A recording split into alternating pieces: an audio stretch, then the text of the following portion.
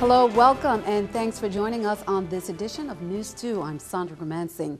2 people were injured, the area evacuated, and numerous roadblocks after a major fire at the Gasworks Gas Station and convenience store in Estate Bovoni, St. Thomas, Saturday night. Workers were on the scene earlier today, Monday, cleaning up debris and clearing out what was left of the popular gas station. This was the scene today at the Gasworks Gas Station and convenience store in Estate Bovoni, St. Thomas. But on Saturday night, this was the scene.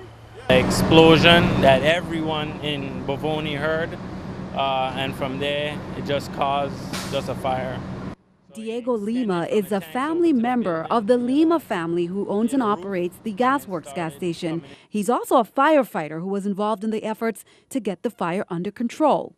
I was home when the explosion happened, and I got the call saying that something was going on. I looked out my window and saw the fire. I came down here as soon as I could. By that time, the fuel tanks in the backs were on fire. I had a big plume of smoke, and I was just trying to situate the firefighters by clearing the street and opening the gate, trying to get WAPA to shut off the power. Firefighters responded promptly. Additional units were requested from Hotel Company and Fortuna Tango Company, who responded. An incident command post and staging area was established at the Bovoni racetrack, and on scene, incident commander was Fire Chief Andre Smith. Additional resources was requested from the Virgin Islands Port Authority Fire and Rescue with their specialized fire apparatus with foam. There were many roadblocks set up as emergency vehicles and water trucks were seen maneuvering their way to the scene. Traffic was at a standstill. Nearby residents were shocked when they heard the thunderous boom and saw the fire in the sky. Steve Manzer said he saw the commotion and climbed up on his roof and began to film. He shared this video with us. In it, you can hear the explosion. We heard this loud boom. The house shook. It felt like an earthquake, like a minor earthquake. My neighbor across the street called me out and said there was a big fire down the street. At that point, I ran down to the highway, and there was another explosion. And then after that, there were a lot of people running down to the gas station to watch, which was not a good thing to be doing. Vitima ordered the evacuation of several families from the area, and they were moved to an area in Nada. I saw a lot of fire, like 3 trailer lengths high, and yeah, that was like really high, like a big, like a volcano explosion. Yeah. The Virgin Islands Police Department assisted the residents out of the general area. The incident commander put together an aggressive offensive operation that went into action with the Viper Fire Rescue and the Virgin Islands Fire Service and several water haulers that brought the fire under control at approximately 10:30. The all clear for residents to return home was issued at 11:25. After the incident, the guys went back one time to put some more water on one of the tanks that were bubbling. After a few minutes, that was contained, and after that, everything is all clear. We're out there sifting through the rubble. Our arson prevention unit are out there sifting through the rubble as we speak. I never experienced this kind of thing. We pretty much are always safe. We practice our business here. To be safe, number one thing is just being safe, and I never would have thought this would have happened to us, you know, especially me being in the fire department and just, you know, never think it would happen to us. But. And the fire is currently under investigation by the Arson and Prevention Unit. St. Thomas fire personnel off and on duty were all involved: VIPA, VIPD, DPNR, Public Works, National Guard, St. Thomas Rescue, EMS, 911, Vitima, St. Thomas St. John Administrator Barbara Peterson, and the 10 water haulers who all were involved in the recovery. Now, Governor John DeYoung acknowledges the 100 emergency responders who were on the scene, of the explosion at Gasworks. According to the governor, it was through the extraordinary team effort of the fire department, police, EMS, Public Works, WAPA, Vitima, and Rescue that averted what could have been a major disaster. Governor DeYoung joins members of the Lima family, who, as we mentioned earlier, owns Gasworks, in thanking the community for its support and sends his prayers for a speedy recovery to those injured in the blast, which, by the way, family members say Joanna Lima received burns and was rushed to the hospital. She was released the same night and recovering, and we will definitely keep you updated as that investigation continues. Meanwhile, Senator Kenneth Gittens also responded to the Gasworks fire. He urges the community to refrain from making accusations and to allow the fire department to conduct its investigation. Gittens also expresses his appreciation for those responsible for extinguishing the blaze and assisting the VI fire department. Let me thank all the first responders that came out to aid in the disaster, especially the men and women of the Virgin Islands Fire Service, both active and retired, and also those responding from the VI Port Authority. Also, there was a call for private water companies who assisted, and I'm told that they came out in numbers. I wish to commend you all and say a big thank you. This goes to show what good can happen when a community comes together. But let's not just do this in a time of crisis. Meanwhile, the Virgin Islands Port Authority airport rescue firefighters at the Cyril E. King Airport made an unusual off-airport emergency run to the eastern end of St. Thomas as this was going on this weekend to assist. Fire services requested the Port Authority's assistance since the airport firefighters specialize in extinguishing aircraft and hydrocarbon fuel fires, which burn hotter temperatures than structural fires. The decision to use the airport's fire equipment was not made lightly, but according to VIPA's executive director, Carlton Dow, the Port Authority firefighters were more than willing to assist with protecting lives and property. And in other news, due to a sequence of events, it now appears that storage shipments to Hovenza is no longer available. After the interim agreement between the government and Hovenza expired in early August, Governor John DeYoung instructed Customs and Border Protection to resume collecting a 6% duty on non-exempt shipments of petroleum products for storage at Hovenza. According to Hovenza's spokesperson, Alex Moorhead, none of the company's customers for the storage of the products has shipped any product to Hovenza for storage since the interim agreement expired. Moorhead stated that potentially the impact of the customs duty played a role in companies ceasing their business with Hovenza. Well, over the weekend, the long-awaited grand opening of Walgreens on St. Thomas happened with great fanfare on Saturday. A big crowd gathered in front of the 16,000-square-foot store. There was a parade, giveaways, and a special appearance by Governor John DeYoung. The St. Thomas Walgreens is the first outside of the continental U.S. and Puerto Rico and employs some 30 people. It will be open from 8 a.m. to 10 p.m. every day.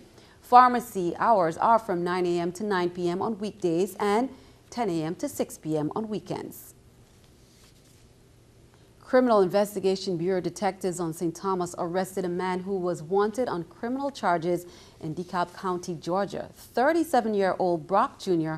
was arrested on September 12th based on a warrant charging him with failure to appear at his August 10th, 2011 arraignment. Charges of obstruction of an officer, burglary, and criminal attempt to commit a felony. Detectives arrested Brock, who is originally from St. Thomas, in the Oswald Harris Court housing community, and he's being held without bail pending further court action.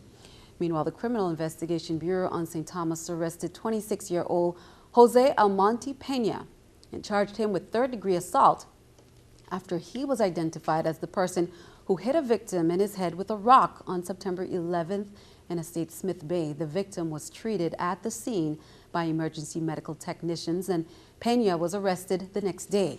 He was placed on a $25,000 bail and remanded to the custody of the Bureau of Corrections pending further court action.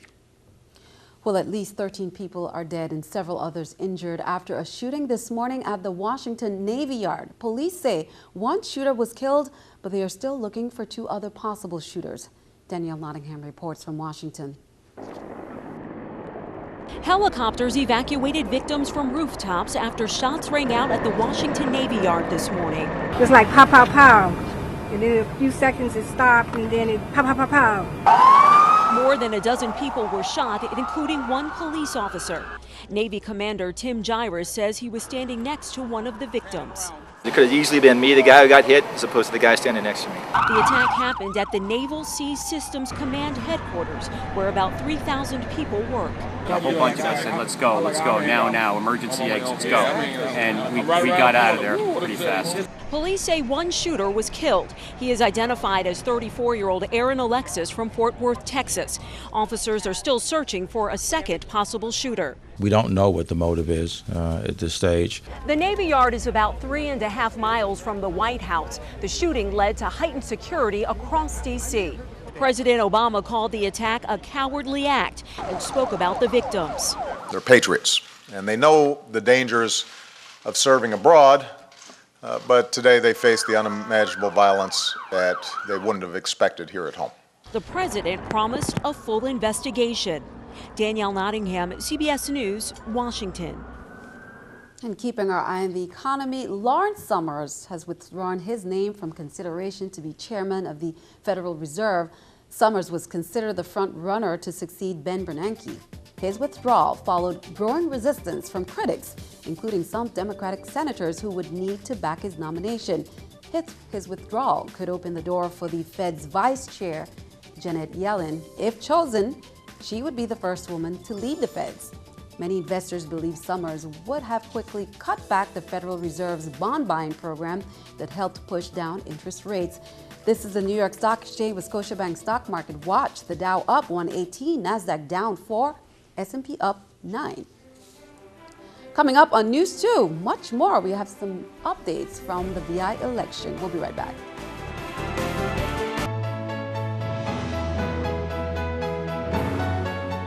Well, elections are 1 year away, but the election system of the Virgin Islands is already facing some pressing issues.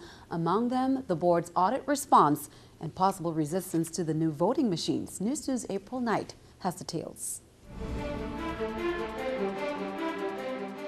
Today, September 16th, was the deadline for the Virgin Islands Board of Elections to submit its response to the financial audit done by the Commission on Elections Assistance. We issued the draft report to the audited entity for them to review it and provide comments. But the board needed more time, so the deadline was extended.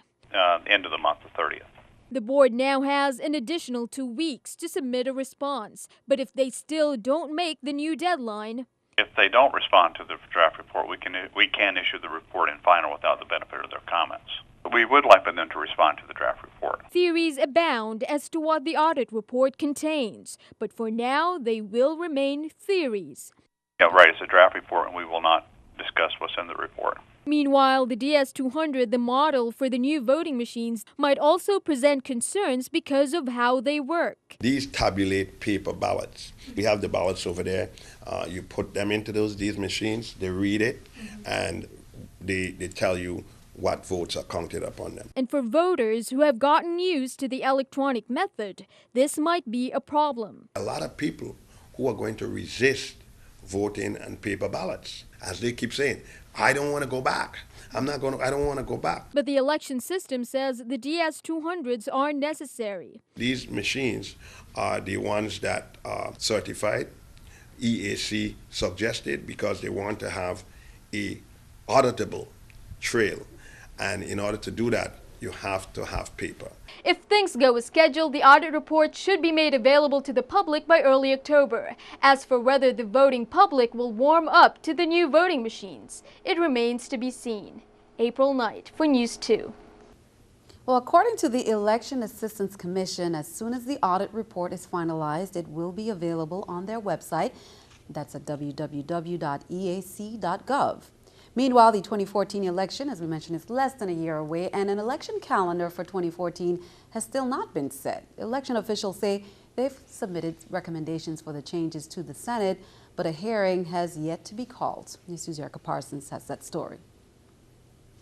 The VI's election calendar for 2014 has not yet been approved. Saturday, August 2nd is the next scheduled primary election. That comes as a result of a law that the legislature passed, the 29th legislature passed, sometime last year or the year before. It's just one of the days elections officials have to set for the 2014 calendar, and it's 1 month earlier than the last election. There are several dates that need to be changed for the VI to be in compliance with the Military and Overseas Voter Empowerment Act, or MOVE Act, and a federal consent decree. There are several statutes that build upon each other. You know, you have X date, by X date something has to be done, and 30 days thereafter. So if you're changing one date, you're going to have to change another. Joint Board Elections Secretary Arturo Watlington told the Territorial Democratic Committee during a meeting Saturday that he submitted recommendations to the Senate at the end of May. He said those suggestions are part of a bill sponsored by Senator Clifford Graham that they're waiting on to finalize the calendar. Watlington said the filing date for candidates is currently scheduled for a week after the primary, when it should be at least 30 days prior, so they need the Senate to move quickly. We are looking at having all of the election reform bills through the committee in middle of October. So at least by the end of October, we can pass whatever election reform initiative that we need to pass and have it move along. While time is of the essence, there may still be an issue of whether every date has been considered. Those recommendations, while, you know, I'm making no objection or not speaking to those, I just don't think they're complete. We have yet to give them a full complement of the recommendations needed. Erica Parsons, News 2. Again, the Senate is expected to meet before the end of October to consider and act on all election reform-related bills, according to Senator Graham. Well, be sure to stick around. Your News 2 AccuWeather forecast is coming up next.